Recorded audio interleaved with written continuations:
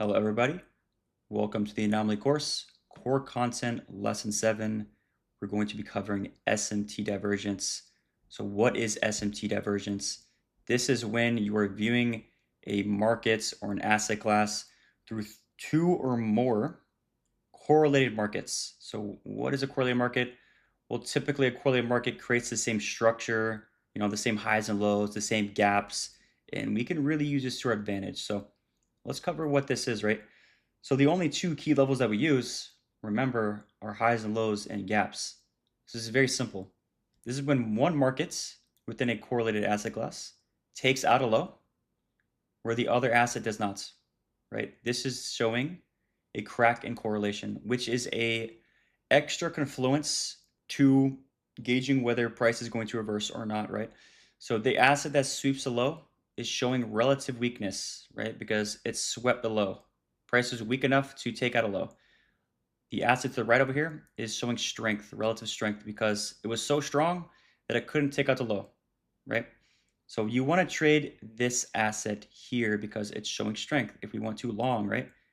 So now let's go over an example of using SMT with a fair value gap. That is when we have one asset trade into a fair value gap and one asset does not. It is that simple. Ideally, you want to trade this asset because it is showing relative strength. So here we are on the daily charts. On the left here of screen, we have NQ. On the right, we have YM. And as you can see, only one of these assets have a gap. So one thing that's important to note is that you do not need both assets to have a gap, right? You just need SMT with the high that creates the gap here, right? So you see this previous high here is creating the gap. It's the candle 3 that creates the gap. This asset takes it out. This asset doesn't. That's all you need, right? Because on the lower time frame, right, as you guys can see, it's simply a swing high. So yes, it is valid. But let's go on the lower time frame here. So now we are on the 15-minute time frame, and now I'm going to show you how price is fractal, right? So here we have this SMT divergence in this higher time frame key level. So once we hit a higher time frame key level, what do we want to see, guys?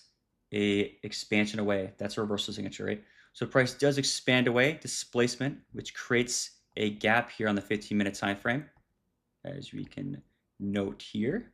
Gap right there. Gap right there. Right? So when we create this gap, what do we want to see with that gap? An SMT divergence. So not only on the daily are you seeing it, but here on the 15-minute, you're seeing the same thing. And if we look right here, what do we have? Another gap, right? This asset has a gap. This asset does not have a gap, right? It doesn't matter though, right?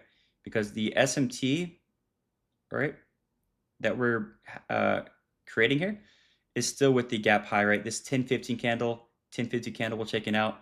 The 10-50 candle high over here is the gap low, right? So we're having SMT right there. So this is SMT with gaps. So now let's go over an example of using SMT with highs and lows. Here we are on the 4-hour chart, but you can use this on any time frame, really on the 15-minute or above, because price is fractal. But as you can see, YM to the left, NQ to the right. And as you can see, YM does not take out this low, while NQ does take out this low, right? So that is your Kraken correlation. And it's really confirming this move higher, right? It's confirming this manipulation of this low.